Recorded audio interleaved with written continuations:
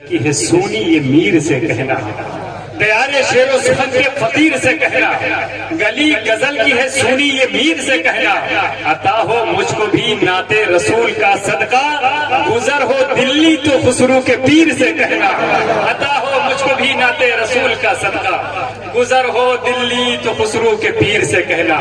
یہ محترم عمر قریشی صاحب کا شعر تھا جو آپ ہی کے برادری سے، لیکن کتنے بڑے شاعر تھے۔ گزر ہو دلی تو خسرو کے پیر سے کہنا۔ میرا ایک بار سب لوگ کہہ دیں یا رسول اللہ، سب مل کے بولے یا رسول اللہ۔ تو خیر بھائی، ممبئی میں اسد بھائی بھی تھے، میں نے دیکھا کہ اتنا انعام وہاں بھی نہیں چل رہا جو اسے مایا نگری کہا جاتا ہے۔ میں تو اسے نہ کہہ کر کے میں اسے مایا نگری کہوں گا۔ یہاں لوگ ناظم کو بھی انعام دے رہے ہیں، سمجھ رہے ہیں آپ؟ گزر ہو دلی تو خسرو کے پیر سے کہنا، عطا ہو مجھ کو بھی نعت رسول کا صدقہ، گزر ہو دلی تو خسرو کے پیر سے کہنا۔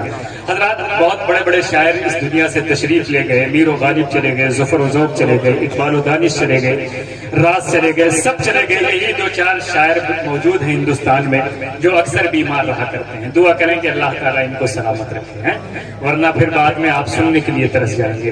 مفتی صاحب قبلہ بیٹھے ہیں، میں بہت ادب اور بہت ہی لحاظ کے ساتھ، ظاہر سے بات ہے یہ کابرین کی جماعت میں ان کا شمار ہوتا ہے، میں ان کے درمیان بہت لمبی چوڑی گفتگو نہیں کروں گا، لیکن میں نعت کا ایک شعر اور پڑھتا ہوں۔ زمین نے وسعت حق کا کمال دیکھا ہے، فلک نے جذبہ الفت کا حال دیکھا ہے۔ میں چن چن کر کے جو آسان مصرے ہیں تو خیر بھائی ان لوگوں کے حوالے کرتا ہوں۔ فلک نے جذبہ الفت کا حال دیکھا ہے، زمین نے وسعت حق کا کمال دیکھا ہے۔ ستاروں آؤ تمہیں رکھ لوں اپنی آنکھوں میں کہ تم نے میرے نبی کا جمال دیکھا ہے۔ ستاروں آؤ تمہیں رکھ لوں اپنی آنکھوں میں کہ تم نے میرے نبی کا جمال دیکھا ہے۔ دنیا کا سب سے حسین انسان کون ہے؟ آمینہ کا لال۔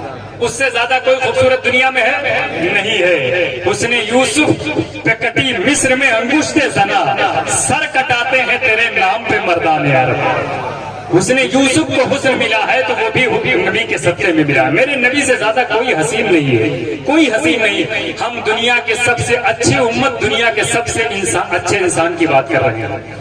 کنتم خیر امت اخرجت للناس، اللہ نے تم کو سب سے بہتر امت بنا کر کے پیدا فرمایا۔ تو کیا ایسے ہی آپ کو کنتم خیرہ کا لقب دے دیا ہے؟ کیا آپ کو ایسے ہی اتنا بڑا تاج مل گیا ہے؟ کیا غوث اعظم نے ایسے ہی جو ہے کشتی واپس کر دی تھی؟ نہیں، ایک پیر پہ کھڑے ہو کر کے پورا قرآن پڑھا کرتے تھے۔ ایک پیر پہ کھڑے ہو کر کے پتیاں کھا کر کے آپ نے 40 سال گزارے۔ سمجھ رہے آپ؟ جب بھوک لگتی، شدت سے بھوک لگتی تو پتی کھا لیتے تھے، اور قسم کھا لیا تھا کہ جب تک اللہ نہیں کھلائے گا عبد القادر کھا نہیں سکتا۔ اعلیٰ حضرت نے اسی طرف شاید اشارہ فرمایا تھا کہ قسمیں دے دے کے کھلاتا ہے پلاتا ہے تجھے، پیارا اللہ تیرا چاہنے والا تیرا۔ تو غوث اعظم کو شان ایسے ہی تھوڑی مل گئی ہے، انہوں نے اللہ کو یاد کیا ہے، ریاضت کیا ہے، مجاہدہ کیا ہے، کوشش کی ہے اللہ کے قریب ہونے کی، تب اللہ نے یہ مرتبہ عطا فرمایا۔ آج تو ہم سوچتے ہیں صرف نعرہ لگا کر کے جنت جائیں گے تو خیال خام ہے، تھوڑا سے ذہن کا علاج ہونا چاہیے، ہے نا؟ بغیر ٹوپی کی محفل میں آ جاتے ہیں پھر جنتی ہونے کا دعویٰ کرتے ہیں۔ جنت بہت حسین ہے، چرچا کیا کرو، لیکن ملے گی کیسے ذرا یہ پتا کیا آپ نے نہیں کیا ہے۔ لیکن میری گزارش ہے، بڑے بڑے شعراء، بڑے بڑے خطبہ جب آئیں آپ ان کے درمیان بیٹھ کر کے سبحان اللہ کہیں، الحمدللہ کہیں، ٹھیک ہے؟ میرے سرکار سے کوئی زیادہ خوبصورت نہیں تھا، کوئی خوبصورت نہیں تھا، میرے رسول سا صادق نہیں، امین نہیں۔ پڑھو صحابہ کے اقوال گر یقین نہیں، میرے رسول سا صادق نہیں، امین نہیں۔ پڑھو صحابہ کے اقوال گر یقین نہیں، نبی کو گود میں لے کر کے آمینہ بولی ہمارے لال کے جیسا کوئی حسین نہیں ہے۔ نبی کو گود میں لے کر کے آمینہ بولی ہمارے لال کے جیسا کوئی حسین نہیں۔ میرے آقا سے زیادہ کوئی خوبصورت نہیں تھا۔ ہم ان کے حسن کا چرچا کر رہے ہیں، ان کے حسن کی بات کر رہے ہیں۔ آپ یہاں بیٹھے ہیں، ماشاءاللہ بہت اچھے سے آپ نے طفیل بھائی کو سنا ہے۔ انشاءاللہ مفتی صاحب کی تقریر ہوگی، پھر اس کے بعد شہنشاہ ترنم شاعر ملک ہندوستان محترم اسد اقبال صاحب ہندوستان ہی میں نہیں بلکہ انہوں نے تقریباً 17 سے 18 ملکوں کا سفر باہر کا کیا ہے جو مجھے یاد ہے، اور آج وہ ہندوستان میں ہے تو ہندوستان کا نام فخر سے بلند ہوتا ہے جب وہ کسی دوسرے ملک میں ہوتے ہیں۔ ان کا نام دیکھتے ہیں لوگ تو کہتے ہیں یہ کہاں سے آتے ہیں، لوگ کہتے ہیں ہندوستان سے آ رہے ہیں، تو کیا ہندوستان کا نام بڑا نہیں ہوتا ہے؟ تو ایسے لوگوں کے لیے دعا کریں جو اپنے ملک کا نام پوری دنیا میں روشن کر رہے ہیں۔ وہی حال حضرت علامہ مفتی سلطان رضا صاحب قبلہ کا ہے۔